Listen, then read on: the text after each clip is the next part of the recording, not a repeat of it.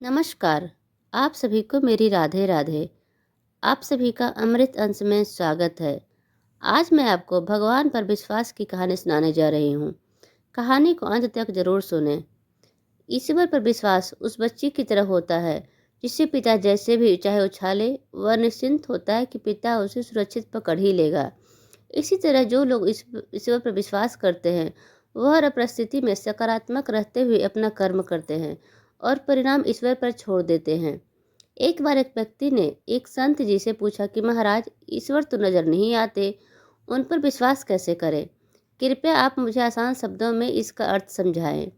संत मुस्कुराते हुए बोले, ईश्वर पर विश्वास वाईफाई की तरह ही होता है, जो नजर नहीं आता, लेकिन जब पासवर्ड सही लग जाता है तो कनेक्ट हो जाता है। ईश्वर पर विश्वास करने वाले सुख दुख हर परिस्थिति में उनका स्मरण करते हैं और उनकी शक्ति, उनका विश्वास अटूट होता है। आइए कहानी शुरू करते हैं। एक बार एक लड़का था। दिन भर ईश्वर की भक्ति में लीन रहता था। न घर का कोई काम करता और न व्यापार में हाथ बटाता था, लेकिन साधु संतों की खूब सेवा करता। साधु संत हमेशा आशीर्वाद देते कि उसे जीवन में खूब तरक्की करो और ईश्वर के प्रति तुम्हारी आस्था बनी रहे। लेकिन कोई काम धंधा न करने के कारण उसका परिवार उससे बहुत परेशान था। जिस राज्य में वह लड़का रहता था, वहाँ के राजा की कोई संतान नहीं थी। संतान प्राप्ति के लिए उसने बहुत से उपाय किए। एक बार उसे किसी ने बताया कि अगर वह किसी नौजवान की बलि देगा तो उसे अवश्य संतान की प्राप्ति होगी। अब राजा के लिए समस्या थी कि बलि के लिए नौजवान कहाँ से लाएं।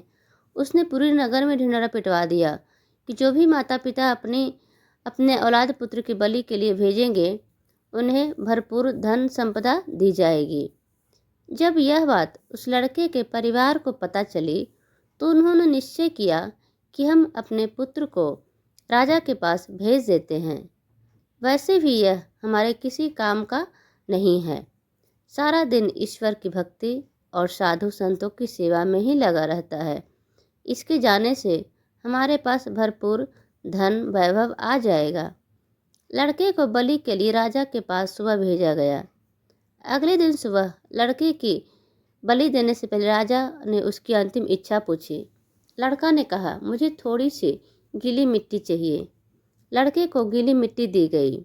लड़के ने ईश्वर को याद करते हुए उस मिट्टी के 4 ढेर बनाए। उसके पश्चात उसने 3 ढेर तोड़ दिए और चौथे ढेर को प्रणाम किया। लड़का बोला कि राजन, अब आप मेरी बलि दे सकते हैं। राजा कहने लगे कि तुम मुझे पहले इस बात का भेद बताओ कि तुमने क्यों पहले 4 ढेर बनाए, फिर 3 तोड़ दिए और एक क्यों रहने दिया।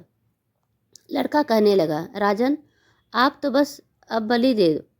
यह मेरी और मेरे ईश्वर के बीच की बात है, इसे रहने दें। राजा बोला, यह मेरा आदेश है कि बताओ तुमने 3 ढेर क्यों तोड़े और चौथा क्यों नहीं तोड़ा। लड़का बहुत विनम्रता से बोला कि राजन, कोई भी मनुष्य अपनी रक्षा के लिए सबसे पहले अपने माता पिता, राजा और देवता पर विश्वास करता है। लेकिन मेरे माता पिता ने तो मुझे स्वयं आपके पास बलि के लिए भेजा, इसलिए मैंने पहली ढेरी तोड़ दी। उसके पश्चात वह राजा से प्राण रक्षा के लिए फरियाद करता है, लेकिन यहाँ पर तो स्वयं राजा ही मेरी बलि दे रहा है, इसलिए मैंने दूसरी ढेरी भी तोड़ दी।